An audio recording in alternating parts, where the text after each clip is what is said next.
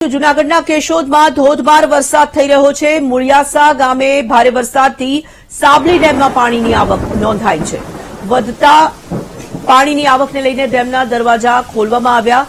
દરવાજા ખોલાતા આસપાસના ગામમાં પાણી ભરાયા છે। ઘૂંટણસમાં પાણી ભરાતા જનજીવન ખોરવાયું।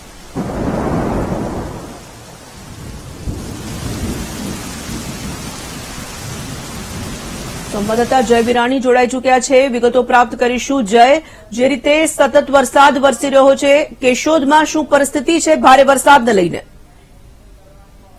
જી, ખાસ કરીને જણાવ્યું કે જે જૂનાગઢ જિલ્લામાં ગઈકાલે અનરાધાર વરસાદ વરસ્યો હતો, ત્યારે જે મેંદડા હોય કે જે જંગલ વિસ્તાર હોય તેમાં વરસાદ વરસવાને લઈ સાબડી ડેમમાં પાણીની આવક થવા પામી હતી। પાણીની આવક થવાને લઈ 3 જેટલા દરવાજા 1 ફૂટ જેટલા ખોલવામાં આવ્યા હતા। આપ જે દ્રશ્યો જોઈ રહ્યા છો તે મુળિયાસા ગામના છે। મુળિયાસા ગામના જે અનેક લોકો જે ગોઠણડૂબ કમરડૂબ જેટલા પાણીમાંથી પસાર થઈ રહ્યા છે અને પોતાને જે માલ સામાન હોય કે કોઈને લેવા જવું હોય તે જઈ રહ્યા છે। આપણી સાથે અહીંના લોકો પણ જોડાયા છે અને શું છે તેની પરિસ્થિતિ તેની સાથે વાત કરશું। આ જે પરિસ્થિતિ સર્જાઈ છે, શું કહેશો મુળિયાસા ગામમાં? પરિસ્થિતિ સાહેબ આ છે, અમારે એ છે જે ચોમાસા ભાઈ કે 1.5 મહિનો વરસાદ થયો અને 3 ફૂટ પાણી થઈ ગયું છે। અમારે સમસ્યા આ જ રહેવાની।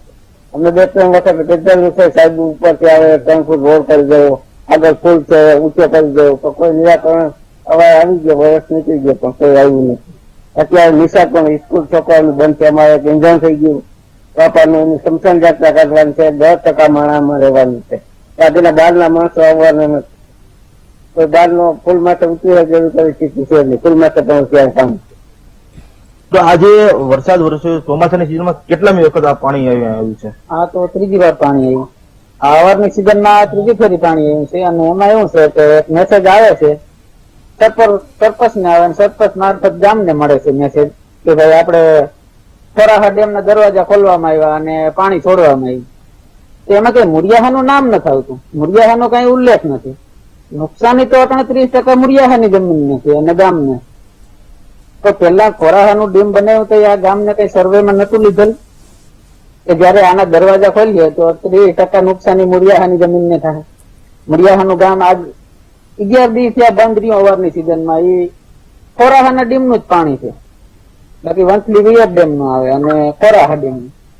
તો આની કઈ અમને આનો કઈ લાભ ન મળે આ ડેમ?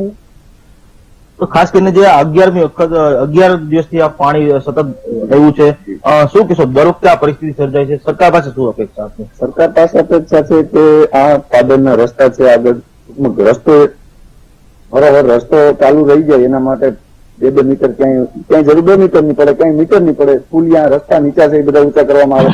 આપ જોઈ રહ્યા છો ગામનો રસ્તો છે, એ ગામમાં અંદર ચોકમાં સુધી પાણી પૂગી જાય છે, બધા રસ્તા મીટર ઊંચા કરવામાં આવે અને નદી નાળા પક્કા કરવામાં આવે। એવું કરવામાં આવે તો થોડી મુશ્કેલી ઓછી સર્જાય એમ છે। મોસમને તો નુકસાની થાય જ છે, એનું તો વળતર સરકાર આપે ન આપે એ પછીની વાત છે।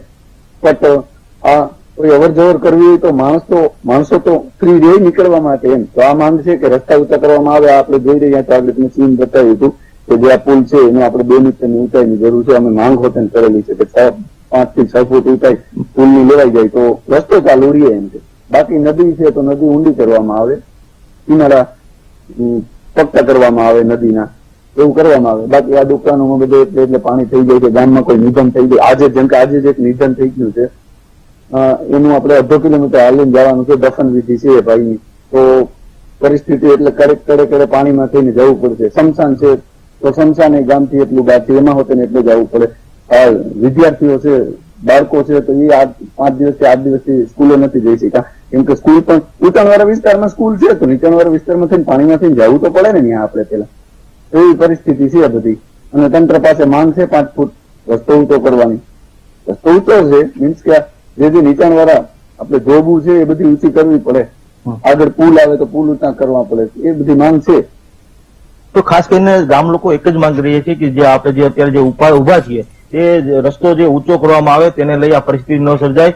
અને જે આજે ગામમાં જે મરણ થઈ ગયું છે ત્યારે આજે કબ્રસ્તાને જવાનું છે ત્યારે ત્યાં પણ ગોઠણડૂબ જેટલા પાણી ભરાય છે, તેને લોકો પણ હેરાન પરેશાન થઈ ચૂક્યા છે। જી ધન્યવાદ જય તમામ વિગતો માટે।